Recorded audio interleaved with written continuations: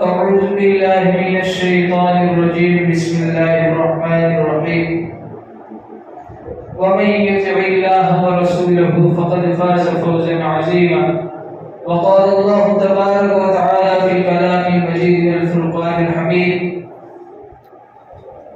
ولا تغرنكم الحياة الدنيا ولا يغرنكم بالله الغرور صدق الله مولانا العظيم. قابل احترام بھائی دوستوں بزرگوں، اللہ تبارک و تعالیٰ نے حضرت انسان کو بے شمار نعمتوں سے نوازا ہے. کلام مجید میں اللہ تبارک و تعالیٰ ارشاد فرماتے ہیں وَإِن تَعُدُّوا نِعْمَتَ اللَّهِ لَا تُحْصُوهَا، کہ اگر اللہ کی کسی ایک نعمت کو بھی شمار کرنا چاہو گے تو اس کو شمار نہیں کر سکتے. اب انسان غور و فکر کرے کہ اللہ تبارک و تعالیٰ نے مجھے جو نعمتیں عطا فرمائی ہے جس کو میں شمار کر سکتا ہوں، کیا میں ان نعمتوں کو گن سکتا ہوں کہ ایک نعمت کے پیچھے اللہ تبارک و تعالیٰ نے کروڑوں نعمتوں کو چھپا دیا ہے. انسان کا چلنا بھی ایک نعمت ہے. اگر انسان چلنے سے معذور ہو جائے، اس کے ایک پیر میں چلنے کی قوت کم ہو جائے یا کوئی تکلیف ہو جائے تو انسان دوسروں کا محتاج بن جاتا ہے. اس کے لیے جو ضرورتیں وابستہ ہیں، اپنے گھر والوں کی جو ضرورتیں اس کے اوپر عائد ہیں، جو ضرورتیں اس کے ساتھ لگی ہوئی ہیں، انسان ان کو پورا کرنے کے لیے بھی دوسروں کا محتاج بن جائے. انسان اپنے ہاتھوں سے کام کرتا. اب انسان کی کسی انگلی کے اندر درد ہو جائے یا اس کی انگلی کٹ جائے تو انسان کا وہ کام کرنا بھی ادھورا رہ جاتا ہے اور انسان کو وہ کام چھوڑ دینا پڑتا ہے. ہر نعمت کے پیچھے اللہ تبارک و تعالیٰ نے اپنی کروڑوں نعمتوں کو چھپایا. ذرا غور و فکر کرے کہ اگر انسان کو اللہ تبارک و تعالیٰ انسان تو بنایا ہے لیکن بولنے کی طاقت نہ دیتا تو انسان گونگا ہوتا، لوگوں کے سامنے اشاروں سے باتیں کیا کرتا. یہ تو میرے اللہ تبارک و تعالیٰ کا بہت بڑا کرم ہے کہ اس نے صحیح سالم بولنے کی قوت عطا فرمائی. اگر ایسے ہی اللہ تبارک و تعالیٰ انسان تو بناتا لیکن سننے کی طاقت نہ دیتا، ہمیں بہرا بنا دیتا، تو انسان کے سامنے دوسرے لوگ اشاروں سے باتیں کیا، کیونکہ انسان کو سنائی نہیں دیتا، لہذا اس کے سامنے لوگ اشاروں سے باتیں کریں گے. یہ اللہ کا بہت بڑا کرم ہے کہ اللہ تبارک و تعالیٰ نے ہمیں سننے کی طاقت صحیح سالم عطا فرمائی. ایسے ہی میرے بھائیوں، اگر اللہ رب العزت ہمیں انسان بناتا لیکن دیکھنے کی قوت عطا نہ کرتا تو لوگ ہمارا مذاق اڑاتے، ہم در در کی ٹھوکریں کھاتے اور لوگ ہمیں تماشا بناتے. لیکن اللہ تبارک و تعالیٰ نے ہمیں تمام صحیح سالم اعضاء سے نوازا. ایک اللہ والے کے یہاں ایک شخص پہنچا اور کہنے لگا کہ میری زندگی بہت تنگ ہو چکی ہے، میں اپنی زندگی سے بڑا پریشان ہوں. اللہ والوں نے اسے سمجھایا کہ اللہ تبارک و تعالیٰ کی بہت ساری نعمتیں تو استعمال کر رہا. تو جو مرید تھا کہنے لگا کہ حضرت میں تو ایک تو پریشان ہوں اور اوپر سے آپ یہ کہتے ہیں کہ اللہ تبارک و تعالیٰ کی انسانوں کے اوپر بہت ساری نعمتیں. تو حضرت والا نے اس کو سمجھایا کہ تیرے پاس دو آنکھیں، انسان ایک آنکھ سے بھی دیکھ سکتا ہے. اگر اللہ تبارک و تعالیٰ تیری ایک آنکھ کو چھین لے، یا تو کوئی آدمی تجھ سے آ کر یہ کہے کہ تو اپنی ایک آنکھ نکال کر دے دے، میں تجھے اتنے روپے دوں گا، تو کیا کوئی انسان دینے کے لیے تیار ہوگا؟ ظاہر سی بات ہے انسان اس کو دینے کے لیے تیار نہیں ہوگا. اسی طریقے سے حضرت والا نے اس کو سمجھایا کہ تیرے جسم کے اندر اللہ تبارک و تعالیٰ نے کڈنی کو بنایا، اگر تجھے کوئی آدمی یہ کہے کہ تو اپنی کڈنی نکال کر دے دے، میں تجھے اتنے لاکھ روپے دوں گا، تو کیا تو دینے کے لیے تیار ہو جائے؟ تو اس نے کہا کہ نہیں دوں گا۔ پھر حضرت والا نے اس کو سمجھانے کے لیے کہا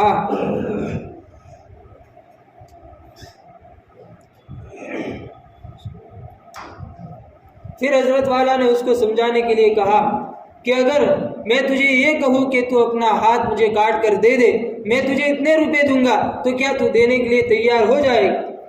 اس نے کہا کہ نہیں دوں گا۔ ایسے ہی پورے جسم کے اعضاء گناتے رہے، پھر آخر میں کہا کہ تو یوں کہتا ہے کہ میرے پاس کوئی چیز زندگی گزارنے کے لیے نہیں، حالانکہ اللہ تبارک و تعالیٰ نے تیرے جسم کے اندر ایسی ایسی نعمتوں کو بنایا ہوا ہے کہ وہ اسے تو بیچ دے تو بھی تو کروڑوں روپے کا مالک بن سکتا ہے۔ تو میرے بھائیو، اللہ تبارک و تعالیٰ نے وہ ساری نعمتیں ہمیں دی ہیں، لیکن ہمیں اس کی قدردانی کی توفیق نہیں ہوتی، بلکہ ہماری زبانیں کے اوپر شکوے اور شکایتیں ہوتی۔ اگر ان میں سے کوئی نعمت ہم سے چھن جاوے، اللہ تبارک و تعالیٰ اس کو سلب کر لے تو انسان اس وقت پچھتاتا ہے، لیکن پچھتانے کے سوا اس کے پاس کوئی چیز نہیں رہتی۔ ایک اللہ والے کا واقعہ حضرت مولانا پیر ذوالفقار دامت برکاتہم العالیہ کی ایک کتاب خطبات فقیر کے اندر پڑھا تھا۔ وہ فرماتے ہیں کہ ایک مرتبہ ایک اللہ والے ظہر کی نماز پڑھنے کے لیے مسجد کے اندر تشریف لے گئے۔ کڑکڑاتی دھوپ تھی، گرمی کا موسم تھا۔ جب مسجد سے باہر نکلے، جب جوتے پہننے لگے تو ان کا جوتا ٹوٹ گیا۔ وہ دل کے اندر سوچنے لگے کہ میں اللہ تبارک و تعالیٰ کا مبارک حکم جو مجھ پر فرض تھا، میں اس کو ادا کرنے کے لیے آیا، اور اللہ تبارک و تعالیٰ نے مجھے اپنی نعمت سے محروم کر دیا۔ ابھی دل ہی دل میں سوچ رہے ہیں کہ سامنے سے ایک آدمی کو دیکھا کہ جو زمین سے گھسٹ کر بیساکھیوں کے بل گھسیٹتا ہوا مسجد کی طرف آ رہا۔ وہ اللہ والے دل کے اندر کہنے لگے کہ اللہ، میں تو اپنے جوتے نہ ہونے کا شکوہ کرتا رہا، میں اپنے جوتے نہ ہونے کی تجھ سے ناشکری کرتا رہا، حالانکہ میرے سامنے ایسا بندہ مسجد کی طرف گھسیٹ کر آ رہا ہے کہ تجھ نے اس کو دونوں پیر ہی نہیں دی، تو جوتے پہننے کی تو کہاں کی بات ہے۔ تو میرے بھائیو، جب نعمت انسان کے پاس سے چھن جاتی ہے تب جا کر اسے پتہ چلتا ہے کہ اللہ تبارک و تعالیٰ نے مجھ سے کتنی بڑی دولت اللہ تبارک و تعالیٰ نے چھین لی۔ اللہ تبارک و تعالیٰ نے تمام چیزیں ہمیں دی، لیکن پھر بھی اللہ تبارک و تعالیٰ کی ناشکری ہم کرتے رہتے۔ لیکن میرے بھائیو، اللہ تبارک و تعالیٰ کا بہت بڑا کرم ہے کہ اس نے انسان بنانے کے بعد ہمیں تمام صحیح سالم اعضاء دینے کے بعد ایمان کی دولت سے نوازا ہے۔ یہ ایمان بڑی قیمتی چیز ہے، اس کی حفاظت کرنا اور بھی زیادہ قیمتی چیز ہے، اور یہ چیز اللہ تبارک و تعالیٰ نے اپنے خزانے کے اندر سے اتار کر اپنے محبوب بندوں کو عطا فرمائی ہے۔ جس بندے سے اللہ تبارک و تعالیٰ محبت کرتے ہیں اس بندے کو یہ نعمت عطا فرماتے ہیں۔ ایک مرتبہ حضرت موسیٰ علیہ السلام باری تعالیٰ سے کہنے لگے کہ اللہ تعالیٰ، ایمان آپ کو اتنا زیادہ محبوب ہے تو آپ نے دنیا میں بسنے والے تمام لوگوں کو ایمان کی نعمت سے کیوں نہیں نوازا؟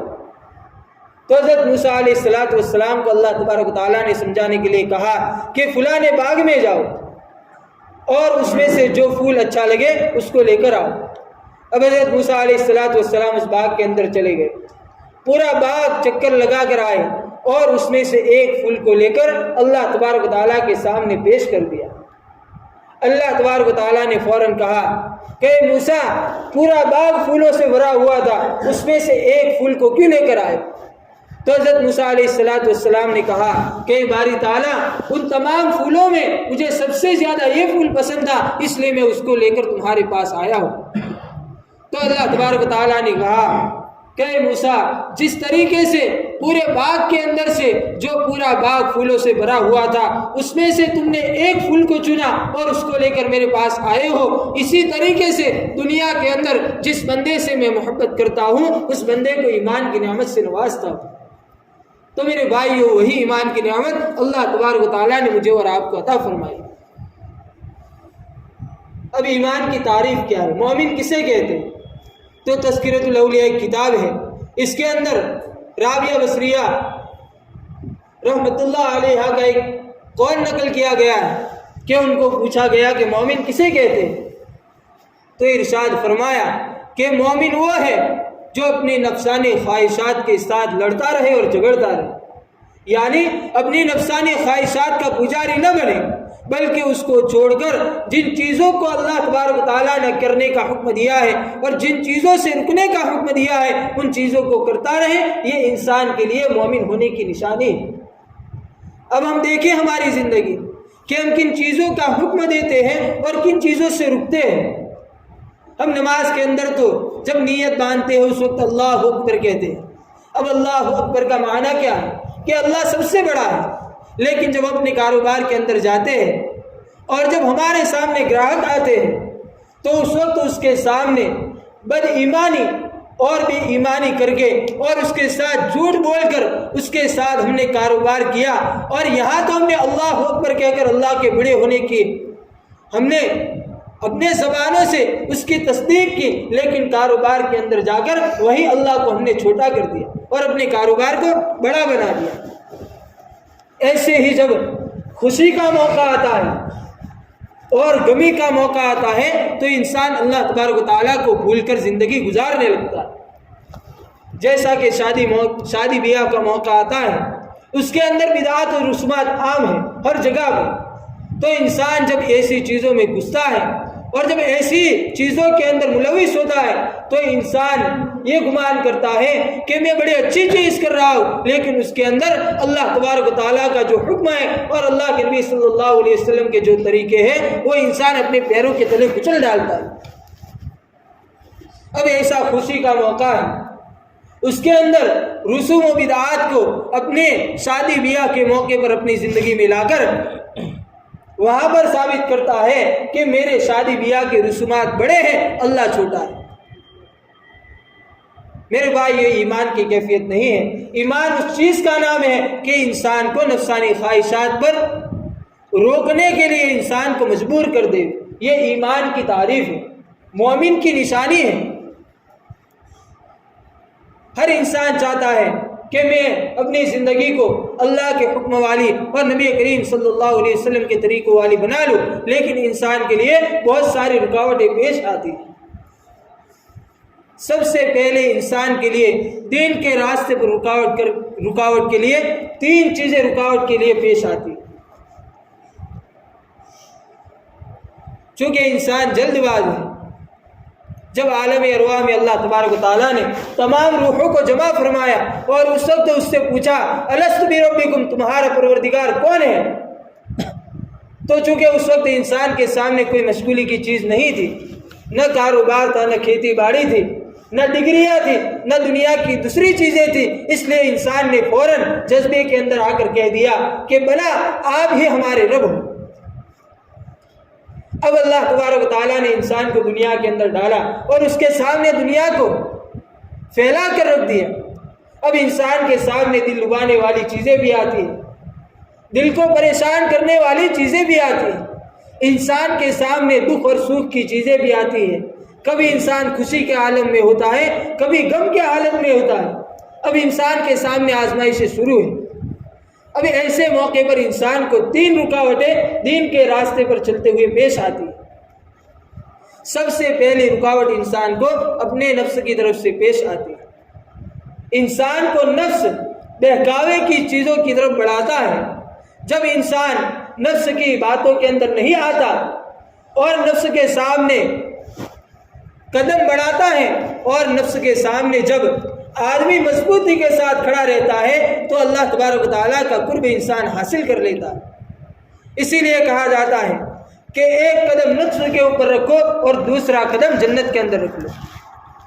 یہ جملہ کہنے کے لیے تو آسان ہے، لیکن اس کے اوپر چلنے کے لیے انسان کو بڑی تکلیف ہوتی ہے۔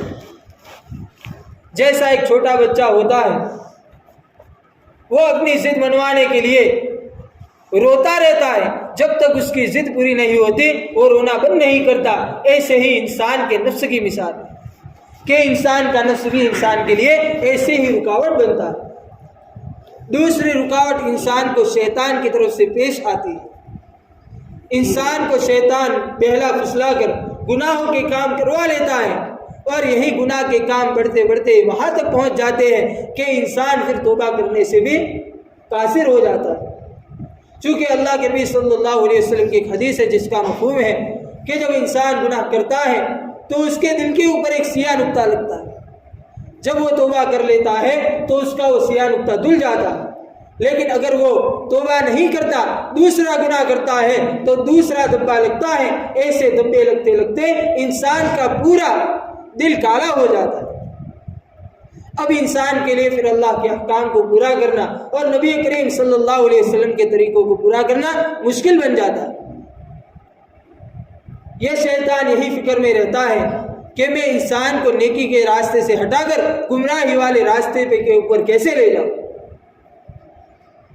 انسان جھوٹ نہیں بولتا، لیکن وہ ہیلے بہانے سے انسان کے سامنے ایسی شکلیں پیدا فرماتا ہے، ایسی شکلیں پیدا کرتا ہے کہ انسان جھوٹ بولنے کے لیے مجبور ہو جاتا ہے۔ اب انسان کے سامنے گھریلو مسائل ایسے ہوتے ہیں، بعض موقع پر ایسا ہوتا ہے کہ انسان یہ چاہتا ہے کہ میں گھر جا کر صحیح سچ بات بتا دوں گا، لیکن وہ انسان کے دل میں یہ باتیں ڈالتا ہے کہ اگر تو گھر جا کر سچ بات بتا دے گا تو تیرے لیے تیری بیوی تیرے لیے نفرت کی چیز بن جائے گی اور تجھ سے اپنا رشتہ توڑ لے گی۔ اب شیطان کی باتوں میں آ کر انسان نے جھوٹ بولا۔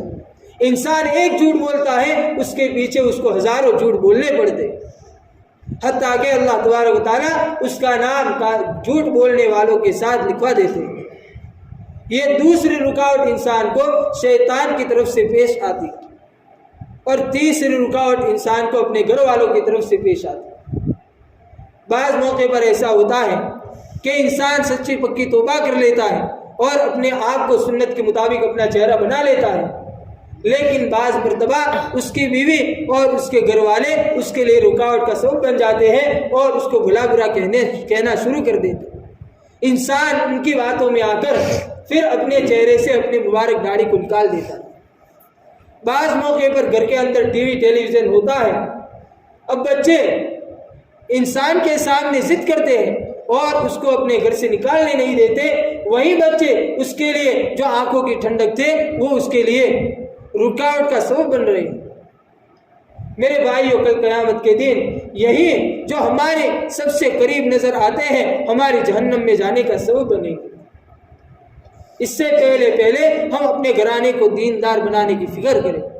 اب انسان کو دیندار بننا ہے تو ان تینوں رکاوٹوں سے بچتے ہوئے انسان کو مضبوطی کے ساتھ، استقامت کے ساتھ دین کے راستے پر چلنا ہوگا، نفس کی خواہشات سے بچنا ہوگا، شیطان کے دھوکے سے بچنا ہوگا، اور اپنے گھر والوں کے جو مکر و فریب ہیں اور ان کی طرف سے جو رسومات ہیں ان سے انسان کو بچنا پڑے گا۔ ان تینوں رکاوٹوں سے بچتے ہوئے اگر انسان دین کے راستے پر چلے گا تو اس وقت وہ انسان سیدھے راستے کے اوپر چل پائے گا، ورنہ تو انسان کا پیر ڈگمگا جائے گا۔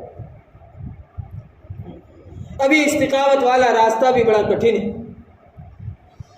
ہمیشہ صحیح راستے کو اختیار کر کے چاہے حالات میرے اوپر اچھے ہو یا برے ہو اس کے اوپر چلنا انسان کے لیے بڑا کٹھن معلوم ہوتا ہے، لیکن جب انسان اس کے اوپر چل دیتا ہے تو پھر اللہ تبارک و تعالیٰ اس کے لیے فتوحات کے دروازے کھول دیتے۔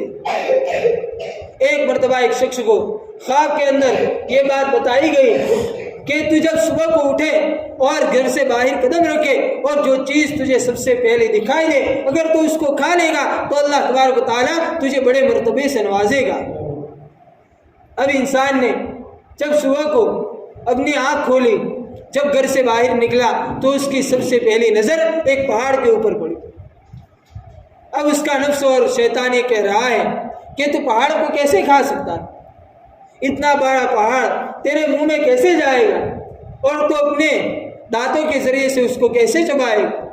اب دل کے اندر اور نفسانی خواہشات کے اندر اور شیطان کی طرف سے یہ باتیں انسان کے دل کے اندر آ رہی، لیکن اس انسان نے یہ سوچا کہ میرا کام تو قدم بڑھانا ہے اور اس کو آسان بنانا وہ تو اللہ کا کام، لہذا وہ آگے بڑھتا رہا، لیکن شیطان اس کو پھسلاتا رہا، لیکن وہ شیطان کی باتوں میں نہیں آیا اور ایسے ہی اپنے قدم کو بڑھاتا رہا۔ جب وہ اس پہاڑ کے قریب پہنچا تو اس کو ایسا محسوس ہونے لگا کہ وہ پہاڑ چھوٹا نظر آتا ہے۔ جب وہ اس کے بالکل قریب پہنچا تو بالکل گڑ کی ڈلی تھی، اس کو اس نے اٹھایا اور اپنے منہ کے اندر ڈال دیا اور وہ وقت کا بہت بڑا اللہ والا بنا۔ بعض مرتبہ اللہ تبارک و تعالیٰ انسان کے سامنے ایسے حالات کو پیش کرتے ہیں اور ایسی حالتیں انسان کے سامنے لاتے ہیں کہ انسان کے لیے وہ چیزیں ہدایت کا ذریعہ بن جاتی ہیں۔ حضرت سری سبتی رحمۃ اللہ علیہ بہت بڑے اولیاء کرام میں سے گزرے ہیں۔ ایک مرتبہ سفر کے اندر جا رہے تھے، گرمی کا موسم تھا، دوپہر کا وقت تھا، چلتے چلتے ان کو تھکان محسوس ہوئی، ایک درخت کے نیچے قیلولہ کی نیت سے لیٹے، ابھی آنکھ ہی لگی تھی کہ ان کو کہیں سے آواز آئی۔ انہوں نے اٹھ کر دیکھا، ادھر ادھر اپنی نظر کو دوڑایا، لیکن ان کو پتہ نہیں چلا کہ یہ آواز کہاں سے آ رہی۔ پھر سے لیٹ گئے، پھر سے آواز آئی، پھر انہوں نے اس کے اوپر غور و فکر کیا تو پتہ چلا کہ وہ آواز اسی پیڑ کے اندر سے آ رہی۔ اب انہوں نے اس کے اوپر دھیان دیا تو وہ درخت کہہ رہا تھا کہ سری سبتی آپ میری طرف ہو جائیے۔ تو حضرت سری سبتی رحمۃ اللہ علیہ نے اس سے کہا کہ میں تیرے جیسا کیسے ہو سکتا ہوں؟ تو اس درخت نے جواب دیا کہ ایک اللہ تبارک و تعالیٰ نے خوبی میرے اندر یہ رکھی ہے کہ جو میری طرف پتھر پھینکتے ہیں میں ان کو اپنا پھل لوٹاتا ہوں۔ تو حضرت سری سبتی رحمۃ اللہ علیہ چونکہ اللہ والے تھے، لہذا انہوں نے اس سے پوچھا کہ جب تو اتنا اچھا ہے کہ جو تیری طرف پتھر پھینکتے ہیں تو ان کو پھل لوٹاتا ہے، تو پھر اللہ تبارک و تعالیٰ نے دنیا کے اندر تجھے آگ کی غذا کیوں بنایا؟ میرے بھائی، آج کل ہمارے گھروں کے اندر گیس سلنڈر کی چیزیں موجود ہیں، پہلے ایسا موقع نہیں تھا۔ لوگ اپنے گھر کے اندر چولہا جلاتے تھے تو اس کے اندر لکڑیوں کو جلا کر اپنے کھانے وغیرہ کی چیزیں پکاتے تھے۔ تو حضرت سری سبتی رحمۃ اللہ علیہ نے اس سے پوچھا کہ جب تو اتنا اچھا ہے تو تجھے اللہ تبارک و تعالیٰ نے آگ کی غذا کیوں بنا دیا، آگ کے حوالے کیوں کر دیا؟ تو درخت کہنے لگا کہ میرے اندر اتنی بڑی خوبی ہے، لیکن اس بڑی خوبی کے ساتھ میرے اندر ایک بہت بڑی خامی بھی ہے۔ وہ خامی یہ ہے کہ جب ہوا چلتی ہے، زلزلہ چلتا ہے، تو جس طرف کی ہوا ہوتی ہے، جس طرف کا زلزلہ ہوتا ہے، میں اسی طرف ڈول جاتا ہوں، میں اسی طرف جھک جاتا ہوں۔ یہ اللہ تبارک و تعالیٰ کو اتنا زیادہ ناپسند ہے کہ اللہ تبارک و تعالیٰ نے مجھے آگ کی غذا بنا دیا، یعنی میرے اندر استقامت نہیں ہے، میں صحیح طریقے سے کھڑا نہیں رہ پاتا ہوں، میرے اندر استقامت نہیں ہے، اس لیے اللہ تبارک و تعالیٰ نے مجھے آگ کی غذا بنا دیا۔ تو حضرت سری سبتی رحمۃ اللہ علیہ نے کہا کہ واقعی اللہ تبارک و تعالیٰ نے تیرے اندر بہت بڑی خوبی رکھی ہے، لیکن اس کے ساتھ ساتھ ایک خامی ہے جس کی وجہ سے اللہ تبارک و تعالیٰ نے تیری اتنی بڑی خوبی کے اوپر پانی پھیر دیا۔ ایسے ہی میرے بھائیوں، اللہ تبارک و تعالیٰ نے دنیا کے اندر ہمیں بھیجا ہے تو ہر انسان کو الگ الگ خوبیوں کے ساتھ اللہ تبارک و تعالیٰ نے نوازا ہے۔ بہت ساری خوبیاں ایسی ہوتی ہیں کہ انسان اس کے اوپر چلے تو اللہ تبارک و تعالیٰ اس کو کامیابی کے درجے تک پہنچا دے، لیکن اس کے ساتھ ساتھ انسانوں سے ایسی غلطیاں ہو جاتی ہیں اور ایسی کوتاہیاں ہو جاتی ہیں کہ پھر انسان کے لیے وہی چیزیں دین کے راستے کے اندر رکاوٹ بنتی ہیں۔ ہم بارہا دیکھتے ہیں اور بعض آدمیوں کو ہم کہتے بھی ہیں کہ فلاں شخص بڑا عابد و زاہد ہے، بڑا عبادت گزار ہے، کبھی کسی کے سامنے اپنی آواز کو اونچا کر نہیں بولتا، لیکن پھر بھی اس کے ہاتھ سے اور اس کے پیر سے ایسا کام ہو گیا کہ اس کو ذلت اٹھانی پڑی۔ تو میرے بھائی، اس کی وجہ یہ ہے کہ اس کی کوئی ادا ایسی ہوتی ہے جو اللہ تبارک و تعالیٰ کو ایسی ناپسند ہوتی ہے کہ جس کی وجہ سے اللہ تبارک و تعالیٰ اس کو رہتی دنیا تک اس کے لیے بدنامی کا ذریعہ بنا دیتے۔ اور بعض مواقع پر اللہ تبارک و تعالیٰ کی طرف سے انسان کے لیے ایسی چیز ہوتی ہے کہ اگر انسان اس کو اپنا مقصد زندگی بنا لیتا ہے تو پھر اللہ تبارک و تعالیٰ اس کے ذریعے سے انسان کو کامیابی تک پہنچا دیتے۔ حضرت عبداللہ بن مبارک رحمۃ اللہ علیہ تابعین میں سے گزرے ہیں، بڑے اللہ والے، وہ پہلے بادشاہ ہوا کرتے تھے۔ کسی نے ان سے پوچھا کہ آپ نے بادشاہت کو چھوڑا تو بادشاہت کو چھوڑنے کی کیا وجہ پیش آئی؟ غالباً ابراہیم بن ادھم یا پھر عبداللہ بن مبارک، دونوں میں سے ایک بزرگ کے بارے میں واقعہ ہے۔ تو کسی نے ان سے پوچھا کہ آپ نے بادشاہت کو کیوں چھوڑا؟ تو انہوں نے ارشاد فرمایا کہ ایک مرتبہ میں اپنی چھت کے اوپر دیکھا کہ ایک آدمی وہاں پر کچھ چیز ڈھونڈ رہا ہے، تو مجھے یہ محسوس ہوا کہ یہ محل ہے، کہیں ایسا تو نہیں کہ یہ کوئی چور ہے جو محل کے اندر کوئی چیز چرانے کے لیے آیا۔ لہذا میں فوراً چھت کے اوپر چڑھا، محل کے اوپر، اور اس شخص کو پکڑا اور پکڑ کر میں نے اس سے کہا کہ کیا چیز چرانے آیا؟ تو اس آدمی نے کہا کہ میں کوئی چیز چرانے نہیں آیا، بلکہ میری ایک چیز گم ہو چکی ہے، میں اس کو ڈھونڈنے کے لیے یہاں آیا ہوں۔ تو حضرت عبداللہ بن مبارک نے اس سے پوچھا کہ کیا چیز گم ہوئی؟ اس نے کہا کہ میرا اونٹ گم ہو چکا ہے۔ تو اللہ والے نے اس سے کہا کہ میرے بھائی، اونٹ اگر گم ہو جائے تو اس کو ڈھونڈنے کی جگہ جنگل ہے، وہ چھتوں کے اوپر نہیں ملا کرتا۔ تو وہ آدمی چونکہ اللہ تبارک و تعالیٰ کی طرف سے وہ ہدایت کا ذریعہ تھا، لہذا اس آدمی نے کہا کہ جب میرا گم شدہ اونٹ چھت کے اوپر نہیں مل سکتا تو اتنا بڑا اللہ جس نے پوری کائنات کو بنایا ہے، اس کی خوشنودی تمہیں محل کے اندر عیش و عشرت کے اندر کیسے مل سکتی ہے؟ اب یہ چیز اللہ والے کو سننی تھی، دل کے اوپر ایسی لگی کہ ساری چیزوں کو چھوڑا اور پھر اللہ کے راستے کے اندر نکل گئے اور اپنی پوری زندگی عبادت کے اندر گزار دی۔ اللہ تبارک و تعالیٰ نے اس قربانی کے ذریعے سے ان سے ایسا کام لیا کہ رہتی دنیا تک لوگ ان کو یاد کر رہے ہیں۔ یہ قربانی میرے بھائیوں ایسے رنگ لاتی۔ اب ہم دیکھیں کہ نماز کا تحفہ اللہ تبارک و تعالیٰ نے مجھے اور آپ کو عطا فرمایا ہے اور پوری امت محمدیہ کو عطا فرمایا ہے، اس کے پیچھے بھی بڑی لمبی واقعہ ہے۔ اللہ کے نبی صلی اللہ علیہ وسلم کو جب معراج کروائی گئی تو جب سدرۃ المنتہا تک پہنچے تو حضرت جبرائیل وہاں رک گئے اور اللہ کے نبی صلی اللہ علیہ وسلم سے کہا کہ اب آگے آپ چلے جاؤ۔ اب اللہ کے نبی صلی اللہ علیہ وسلم اکیلے آگے گئے اور اللہ تبارک و تعالیٰ سے باتیں ہوئی اور اللہ تبارک و تعالیٰ نے جاتے وقت ایک تحفہ نماز کی شکل میں عطا فرمایا۔ اب یہ پہلے تو ہم نے سنا ہے کہ 50 نمازیں تھیں۔ اب حضرت موسیٰ علیہ السلام نے اللہ کے نبی صلی اللہ علیہ وسلم سے التجا کروا کر 45 نمازوں کو کم کروا کر صرف 5 نمازیں ہمارے لیے بچائی۔ پھر بھی حضرت موسیٰ علیہ السلام اللہ کے نبی صلی اللہ علیہ وسلم کو کہنے لگے کہ آپ پھر سے جاؤ اور 5 نمازوں میں سے اس میں بھی کچھ کم کروا کر آؤ، لیکن اللہ کے نبی صلی اللہ علیہ وسلم نے منع فرما دیا اور وہ 5 نمازیں اللہ تبارک و تعالیٰ نے ہم پر فرض فرما دی۔ اب یہ 5 نمازیں اللہ تبارک و تعالیٰ نے ہمیں دی ہیں تو بھی ایسے ہمیں نہیں ملی، بلکہ اس کے پیچھے بھی بڑے بڑے واقعات پیش آئے۔ اب یہ فجر کی نماز ہم دیکھیں کہ وہ بھی حضرت آدم علیہ السلام کے صدقے میں اللہ تبارک و تعالیٰ نے امت محمدیہ صلی اللہ علیہ وسلم پر فرض فرمائی۔ وہ کیسے کہ جس وقت اللہ تبارک و تعالیٰ نے حضرت آدم علیہ السلام کو دنیا کے اندر اتارا، اس وقت رات کا وقت تھا۔ اب رات کا وقت تھا، سناٹا تھا اور دنیا کے اندر کوئی چیز نہیں تھی سوائے حضرت آدم علیہ السلام کی۔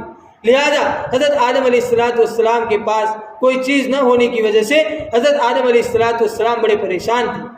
لہذا جب صبح صادق کا وقت ہوا اور کچھ اجالا ہوا تو حضرت آدم علیہ السلام نے 2 رکعت شکریہ کے طور پر ادا کی، ایک تو اندھیرا جانے کی خوشی میں اور ایک اجالا آنے کی خوشی۔ اللہ تبارک و تعالیٰ کو یہ ادا اتنی زیادہ پسند آئی کہ اللہ تبارک و تعالیٰ نے امت محمدیہ پر یہ 2 رکعت فرض نماز کے طور پر فجر کے لیے طے کر دیا۔ ایسے ہی دوسری نمازوں کو اللہ تبارک و تعالیٰ نے یہ ظہر کی نماز کو حضرت ابراہیم علیہ السلام کے صدقے میں اور عصر کی نماز کو حضرت یونس علیہ السلام کے صدقے میں اور مغرب کی نماز کو حضرت داؤد علیہ السلام کے صدقے میں اور عشاء کی نماز کو ایک قول کے مطابق حضرت موسیٰ علیہ السلام کے ذریعے سے اور دوسرے قول کے مطابق اللہ کے نبی صلی اللہ علیہ وسلم کے ذریعے ہم پر فرض فرمائی۔ تو اس کے پیچھے قربانیاں لگی۔ ایسے ہی میرے بھائی ہم بھی قربانی دیں گے تو اس کے ذریعے سے سب سے بڑا فائدہ یہ ہوگا کہ ہمارے اندر دینداری آئے گی اور اس کے ذریعے سے ہمارے گھرانے دیندار بنیں گے۔ لیکن اگر ہم ہی دیندار نہیں ہیں تو پھر ہمارے گھروں کے اندر دینداری کیسے آ سکتی ہے؟ اس لیے میرے بھائیوں سب ساتھی ارادہ کرو کہ انشاءاللہ جب بھی ہمارے سامنے دین کے معاملے میں کوئی بھی تقاضا رکھا جائے گا انشاءاللہ ہم اس کے اوپر لبیک کہنے والے بنیں گے۔ کہو انشاءاللہ۔ اللہ تبارک و تعالیٰ مجھے اور آپ کو کہنے سننے سے زیادہ عمل